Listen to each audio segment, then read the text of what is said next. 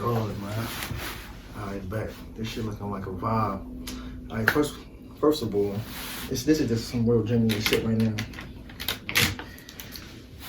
Let's talk about the bed, man. How you maintain the bed? Honestly,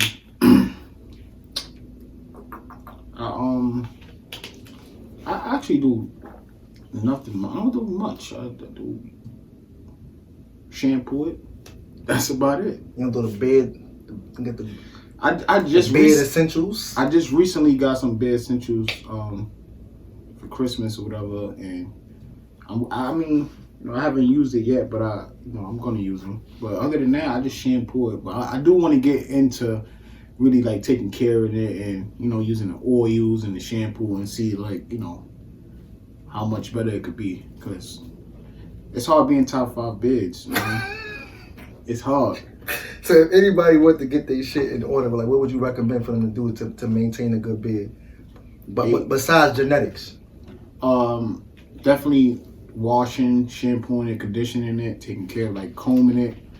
You know, use that wooden comb or use that pick. Definitely. What's the difference between wooden and plastic? Honestly, I don't know the difference. I just know that it feels different and it makes my hair, the follicles a little straighter for some reason. I don't know why. I haven't really got into like the, you know, the reasoning of why, you know, what's different. But I know for a fact that as far as straightening your hair, it's better, definitely better, and it helps for that, you know, not falling out too much. Big hair like to drop. Gotcha. So I see you're a new dad. Yes, definitely. How that make you feel? Just more responsible, really.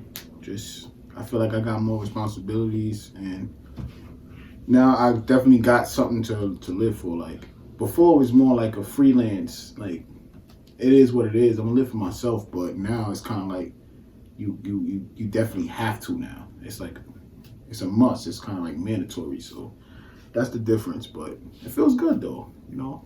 What makes you different as a dad? Polo as a dad, opposed to Polo as just a regular man. Like how did it involve your manhood? It helped me financially save more, you know, and work harder, definitely, because it's like before then, like I said, you know, I didn't have much to have to do, or, you know, I have to make this for this. There's more for just for myself, but now it's more, you know, for someone else. So I have to just be more disciplined as far as finances. Definitely taught me that, and how to save and how to invest, and, you know, and definitely invest in like back into the family, like, you know, because my kid, a lot of my stuff is in his name now, so like 401ks and stuff like that. Honestly, before I didn't have none of that. I just was. You was winging it. I was winging it. I was just living like, you know what I mean? I'm gonna make bread. I'm gonna hustle. I'm gonna do this. Mm-hmm. But now that caused me to go through the 401ks and you know, life insurances and all that. You know, all you thinking more about the. I just recently got life insurance. Yeah, I had life insurance for probably for like 2 years now. Mm-hmm. Yeah, before I had military life insurance, of course, but once I got out, you know, it was just time for me to get other life insurance and stuff. So like 2 years ago now, I had life insurance, but I just recently updated it, like really looked into it and see what it was. Because before I was just like, people was like, you need life insurance. I'm like, all right, let me just get life insurance. And I ain't really look into it. It was just no reason behind it. Yeah, there's no reason. I ain't looking into it or why or what the perfect life insurance was and stuff like that. It wasn't until after, I think, you know, I had a kid that was like, all right, you got to really buckle down and look into this stuff, because you don't want to lie him, like, you know what I mean? You don't want to lie your kid. That's basically what you're doing. If you don't set up stuff now, you lying them. That's basically what you're doing. Because they didn't even ask to be. I ain't asked to be here. Yeah. So you said you was in the military, right? Like, you think being in the military changed you as a person? Definitely. Because before the military, you know, I was doing a lot of, you know, street activities, you know, trying to find my place into different stuff, and I was out there, you know, I lived in Brownsville, so you know how that could be. And, you know, I was doing things that I thought that at the time it was the right things. Like, it was cool. Like, you know, you young, you trying to be down, you trying to, you know, show niggas that you got a name, show niggas you tough and all that. But then when I went into the military and they kind of like when they break you down and you look around and you see how everybody, all the peers, is on the same exact level as you. It's like they are the big dogs, drill instructors, and we are just people in there. And it's kind of like, damn, it's crazy in here. You know what I mean? It makes you start looking at things a little different as far as discipline and people too. Like I formed brotherhoods with those people that I never thought I would. You know what I mean? Back in the day, I used to be like, white people just like, nah. When I was in there, that's all we had. We had each other. We had some white, some black, some Spanish. It was all around the world, definitely. People from all around the world. And it kind of, it made me more mature in a sense where, I could work with people and also, I don't have to be trying to fit in with everybody. You know what I mean? It definitely gives you that. It kind of gives you like knowledge yourself. Yeah, knowledge yourself, definitely. And it helps you feel more confident too. Because the way they teach you about structure and like how you supposed to be doing things, it definitely will make you more confident. Give you like a routine. Definitely give you a routine, and it makes you more confident over time. It's like a word? Yeah, definitely. And if you can survive Marine Corps boot camp, everything else, like that formats their stuff like after the military is easy. Like police academy, they training is formatted. It's tailored to the military. That's really where it came from. Got you. And being that Marine Corps is the hardest out of all the branches, those other stuff is easy. That's why a lot of Marines become cops and it's nothing. It's like, well, this is light. So nothing could really break you down in real life. Not really. I think I seen enough that, it made me realize that I'm stronger than what I thought I was before. For sure. And it gave me a lot of confidence with a lot of stuff. To me, I could do anything. If I really think and put my mind to it, I could do anything. That's what I think. So let's talk about fashion, right? So you got these amazing hats. You got your partner. What was before this came to life, what was the vision behind it? Like, how did you even say, you know what, let's start making hats? All right. The true honest story behind the hats is one day, me and my partner Buck, we was just chilling. It was actually more people in the room. There was other people in the room. I ain't gonna say no names or whatever, but it was other people in the room. There's at least 4 or 5 people in the room. Mm-hmm. And we getting high or whatever, and we was sitting down, and I remember Buck like, yo, we should make something together, like come up with something. Like you like fashion, I like fashion, so let's do something. And I was like, he said hats. I'm like, you know what? That's a good lane, but truckers is something that a lot of people's not doing. People's doing fitteds and stuff. I've seen that. I've seen people, dad hats, yeah, and I see people putting their own brand on other fitteds now and all of that. And shout out to them. It looks good, but I figured that truckers is something that they really, really not doing. And if they are doing it, they are charging a crazy price for it. You know what I mean? So I was like, truckers, and we agreed on it. The crazy part is the other people in the room could have pitched in and been a part of it, but they didn't. So me and him just was like, all right, bet. We the ones that want to do it. Let's just do it. Let's not talk about it. Let's just really do this. Like, because a lot of times we come up with ideas and stuff like that. And yeah. We talk about it all the time, but talking is a cousin of nothing. Exactly. It's like nothing happening. Nothing is happening. So nothing. Yeah, he related to talking. Yeah, that's his cousin. They family reunion and all that. Facts.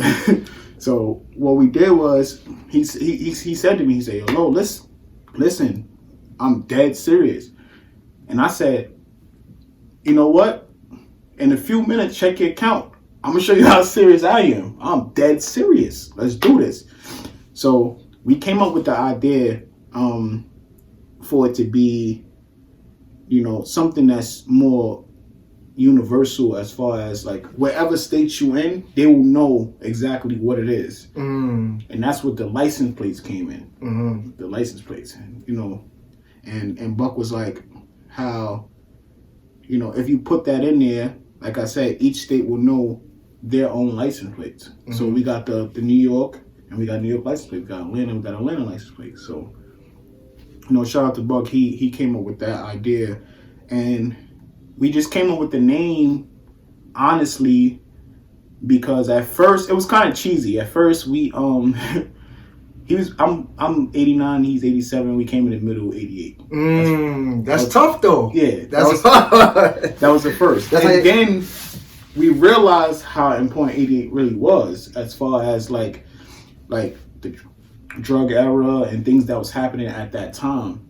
And so like 88 trucker, it's almost like symbolic to the hustle, the grind. Yeah, exactly. And it's actually spelled 88 as the number 80, but 8 ATE, like you ate something. Like eating, right? Like eating. So like a plate, like it's still all referring to the grind, eating, getting money or whatever the case is. So, it stuck. Once we came up with it, it was good. Like we figured that people would eat that up and they'll love it, and they did. So you got the hat in Vinny's, one of the most biggest stores in Brooklyn. How did that conversation go? Well, first we went to Vinny's and we pitched the idea to them because we had the hats chilling in the crib, and of course our local people, like the supporters and people that know you, they're gonna buy. So they was buying that first, but we wasn't going as hard. And then one day we just talking and we just like, yo, if the people liking it, let's try to get it in the stores. So we went to Vinny's and we pitched the idea to them. And I'm pretty sure, like, other people come to Vinny's. I'm pretty sure they get a lot of people coming in there trying to sell their stuff. So, at first it don't seem like, it's like it's just another person coming to try to sell their stuff. They was like, oh, it's cool. Like they knew we had it's cool. Yeah. They knew we had a product, but they just ain't know what it would do until actually you went in there and you had the hat on and he saw you, and I guess he felt like if people come in there, it's looking icy on sun head. Maybe we need to sell this shit. Nah, yeah, I was crispy that day. Yeah. Shit was brand new. I ain't gonna lie, my shit was brand new. So after that, you had went in there and someone else had went in there too. And I guess that kind of put the battery in their back, like, that shit moving. It's moving. Like people was actually wearing it and they coming in here with it on. So why not have it in here? Right. You know what I mean? So because y'all already brought it to their attention anyway. We already brought it in there. So seeing people actually, you walking in, someone else walking in, and it's looking crispy, and it's actually people walking in with the hat. It's like, damn, we got to get them hats in here. Right. So, he called me later on that day after you had called me first, and then he had called me, and from there was all she wrote. Yeah, he said, come in, like, yo, come in, come chop it up with us. So we go in there, we chop it up. We dropped maybe like 40, just to see. Like, let me just put 40 in there. And our brains, we thinking like, it might take a little time. People don't know what that is really. But then 2 hours later, he called me. Sold out. He's like, yo. 40 hats sold out 2 hours. 2 hours, sold out. He's like, yo, bring more of them hats. Bring more of them things. I'm like, they got just bought you some hats. What are you talking about? Yeah. He said, them shit's gone. I said, no way. I said, no way, you capping, nigga. This nigga's drinking mad cappuccinos. I said, there's no way that. So he said, bro, bring me more hats. Just like that. Damn. So I said, yo, I hit up my partner Buck. I'm like, yo, it's going crazy right now. We gotta get more hats in there. Right. So we brought the last 30 hats that we had. We didn't have no more. We only started with 100. And we already was selling in the street. So we not thinking that like it's gonna sell like that. So we took the last 30, put it in there, and that sold in an hour. 1 hour. And this is with no promo. No promo. You ain't even say, yo guys, hats are now in Vinny's. I did the hats, and I did a video of the hats being in Vinny's maybe after, like I posted it afterward, but by the time I posted it, he told me it sold out. Because when I posted it, people hit me up and was like, yo, I'm going to Vinny's. And one person hit me up and say, yo, I'm at Vinny's and there's no hats. Say, yo, you fronting. I'm like, I'm not fronting, bro. It's sold out. So the aesthetics of the hat sold itself opposed to the promo. It was just people like the hat. So you never thought about making like shirts, hoodies? Well, the idea is now to branch off to, other clothing. We wanted to make sure that whatever we was doing at the time, we kind of master it, and it was like our market. So right now, trucker hats is us. That's our lane. Not saying other people not doing it, but when you think of 88 right now, you think of truckers. You dominate that lane. So that's the lane we wanted to dominate that lane before we moved on to something else. Because I feel like in a lot of like people that start up clothing, when they come out with something first, it's not dominated, and they move on to so much different stuff. And it could be good sometimes, but sometimes it could be like oversaturation. You know what I mean? And in clothing, you don't want to be oversaturated. Nobody. That's just what it is. So we figured that we're gonna drop like as many different collabs and different like cities hats as possible before we move on. And this year is gonna be the year we drop clothing, basically. Yeah, this is gonna be. What's gonna be the first article? Like hoodies, or you don't want to get it away? Honestly, hoodies. You don't want to give away your secrets. No, I can give that away. I ain't gonna let them know what it's gonna be, but hoodies and shirts will be the first pair of clothing. As far as clothing, yes, hoodies and shirts. We're gonna do that at the same time. And 88 pop-up shop is probably where we're gonna make. That's gonna be the first drop of those like clothing and any other things we drop outside of the trucker. 88 day. So what does good style mean to you? Like, honestly, good style is just I like clean looks. I like stuff that look clean. It's not more so brands. Like I used to be a brand type of dude, and I just feel like I've seen people do stuff that wasn't brands and actually, it was flea. What you mean by wasn't brands? Like it wasn't no top brand, high fashion, and they still did it. You know what I mean? So I started looking at it a little differently. Like I think of it more as just what's a clean look and how well you put together versus how many names you got on. You know what I mean? And if you could coordinate right, and it's free to me. That's what free is to me. But it took me a while to, kind of, because I wasn't going to do clothes. I always liked clothes, but I wasn't going to do clothes. That wasn't my lane until I made it my lane. I felt like I made it my lane. You know what I mean? So you would say that, hey, when somebody asks you what you do for a living, what would you say? Honestly, that's a good question. No one really asked me that, but I think I'll have to label myself as a designer. I'm officially a clothing designer. Designer. You gotta run with that. Yeah. A lot of times people be like, "Yo, what you do for a living?" You be like, "You don't really know how to answer that." Yeah. So now when you own that, to me that makes you even more successful because you're owning that. You're owning that title. Yeah. You understand what I'm saying? Definitely. That's official, bro. So what's you got it in ATL, you got it in New York. You plan on taking it to every state? Well, how we gonna do it is like this. We're gonna get it in as much state as possible, just so we can make it more of a national thing. Like we trying to spread out. So we're gonna take what we feel is some of the best like baseball hats and baseball teams and stuff like that, and then make hats around that. So definitely the next drop will be the Cali drop, for sure. The Cali will drop. So all those favorite hats that people like LA Dodgers and things like that, Oakland A's, all of that. We going You're gonna do it dirty. We're gonna do that dirty.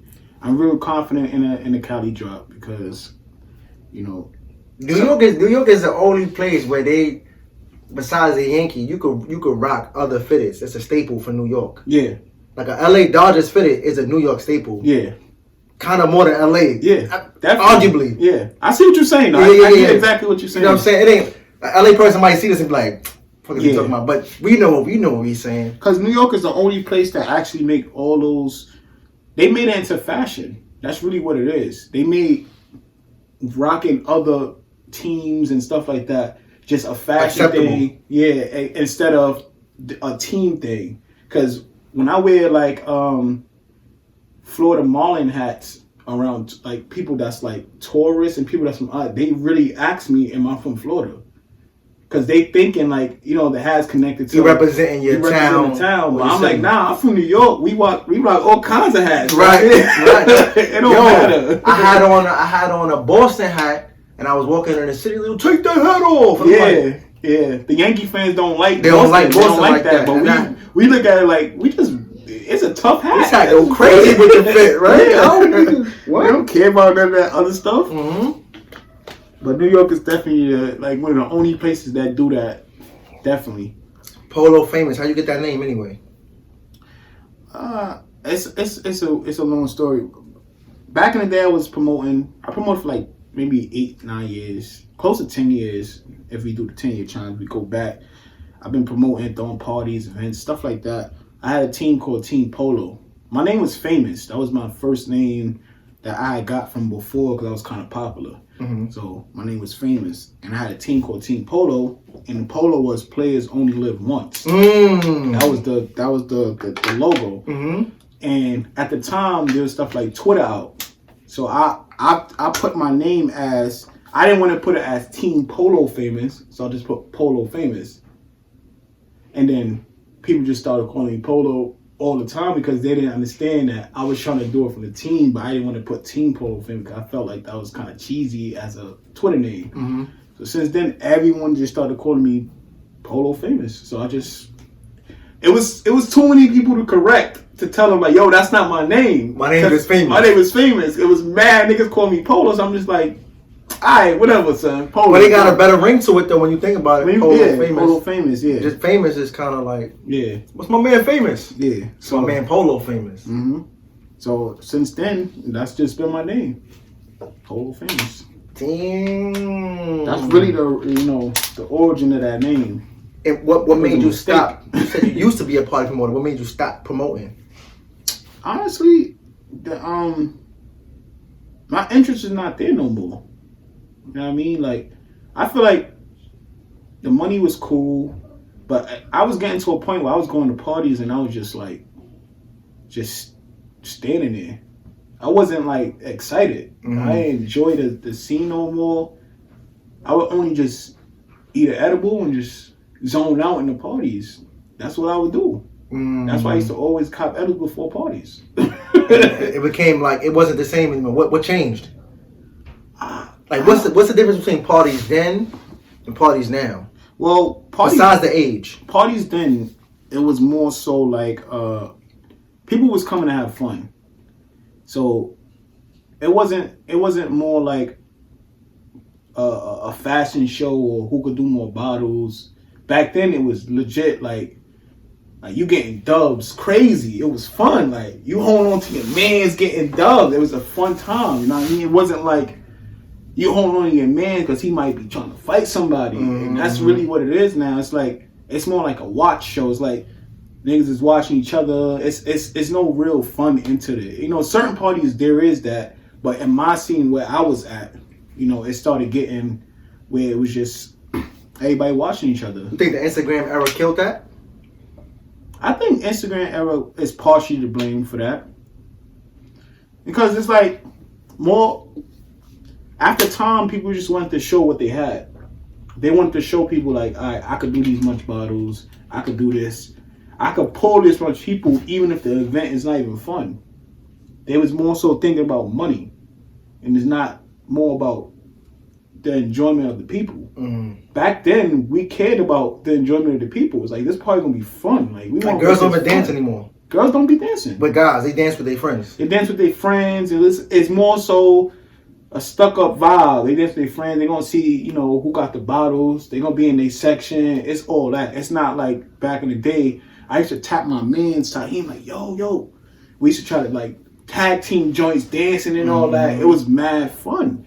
But now it's kind of like every time I would leave a party, as time would go on, it wasn't fun no more. It's just like I'm stuck looking around. Oh, this one nigga got 7 bottles, 8 bottles, 9 bottles, and I'm just like, all right, but how's that fun? That's lit. That's cool for Instagram, but that's not fun as far as party wise. Like that's not fun. So I kind of got out of it, and I started doing more so like, like game nights and stuff. So actually, I was doing that for a little bit, and that was actually a success. Like people was coming out, and it was big time game nights and stuff like that. Big time? Big time game nights, definitely. And over time, once COVID hit, that's when definitely game nights, it slowed down. So so I mean, I do plan on bringing back game nights as far as events, but as far as like clubbing and partying, that's just not my interest. I feel like a game night, you forced to have fun. It's games. It's not. Right. There's no bottles in there. Go have fun, nigga. We got mad games here. Enjoy it. Be present. Yeah. You don't really got to be on your phone and stuff like that because you have to be fully engaged into whatever it is that you're doing. So as far as swag, right? Like, what's swag to you? Swag to me is kind of like what Flea is. It's kind of like how you put it together, like how clean you look. I feel like you can even walk with a swag. You know what I mean? A certain way you carry yourself, you walk with a swag. Even if you're not the flyest nigga, if you got that swag, you good. You know what I mean? You don't need to be super fly if you got super swag. If you know what I mean? Like an aura. It's an aura thing. It's like you carry yourself swaggy. You know what I mean? Mm-hmm. It's kind of real hard to really get into detail, but you know what I'm talking about. It's like an aura thing, and that beats a lot all the time. Like super swag would be everything else anytime, of course. Like that swagger, bro, will trump a designer outfit. Yes. I come in here with a white tee on. As long as I'm moving good, my energy right. And if I'm sitting over here with mad Balenci and I'm just down and it just look like I got mad stuff on, you got the show. I don't really got the show. It looked cool, like, oh, he got that on, but my son right here, he I like his energy, his swag is on point right there, you know what I mean? So how important is energy, period? Super important. Energy actually controls life. To me, energy controls life. I feel like energy controls so many avenues. Money, just the mood of something. Imagine how you step in a room and you have energy that's down. It brings down the whole room. So it means it's controlling everything. You know what I mean? If you come through with super hype energy, it's going to rub off on people. They ain't gonna be like, yeah, you know what I mean? They like that, you know what I mean? But if you come through with that down energy, people start picking that up, and it affects everything around you. So, like good energy, not letting people put negative things in your mind, because you kind of like that whole speaking thing into existence is a real thing. That's a real. I experienced that like crazy. You know what I mean? I spoke 88 into existence, no cap. Me and Buck said to each other, say, yo, we gonna make this work. It's gonna work. This is gonna work. Definitely. We're gonna be in stores and all that. And then we was in stores and all that, and it's working. Manifesting. You know what I mean? You gotta have that. See, if I came with bad energy, like, nah, bro, like, I don't really. Bro, it would have turned them off. Son, doubt, it could be a sprinkle, bro.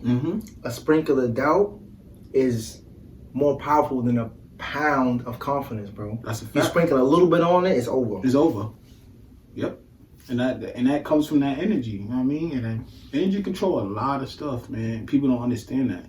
And that's why I try my hardest to like try to have good energy all the time. You know what I mean? You won't really see me too mad or too upset or, you know what I mean? I'm not really that kind of dude. You know what I mean? I try to be joyous, happy, want to have fun. But how did you get to that level, though? Realizing over time that negativity is not going. Thinking negative and putting out air is not going to change nothing.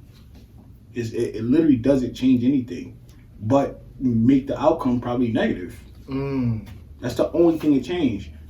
And the risk of you putting something positive in the air and it becoming positive is a greater risk than me putting something negative in the air and it becoming negative. It's just a greater risk for me. So I'd rather go that route than the other route. Over time, I had to think about that. Military too. Helped me think about that too. In a sense. It helped me realize like you gotta have good energy. Cause in there, it was crazy. It was like they were setting up tasks for us, right? And all of the little squads that they told, like they'll tell you, get into little teams and you gotta do this task and you gotta figure it out. All the squads that gave up and was like, yo, how we gonna do that, son? Nah, complaining. They had the more difficult time. They had the more difficult time. Mm-hmm. We had a dude, this Caucasian dude in my squad, his name was Casper. He was like, he told me, he said, yo, we just gotta believe we could do this and we good. Mm-hmm. I was like, word. So I just hyped up everybody, like, yo, come on, y'all, we good, let's do this. That other team got nothing on. We finished second place out of like 17 different teams, and 7 of them not even finishing because of that. We finished in second place, and a lot of times that will help us. Every time we'll get into a dilemma where people just start talking bad and giving up, it really made it worse. But every time we got into a dilemma and we really stuck together and just put that positive in it, it always worked. So the faith and belief catapulted the physical. Yeah, definitely. And it also helps you try harder. Because a negative mindset will already weaken whatever it is you want to do.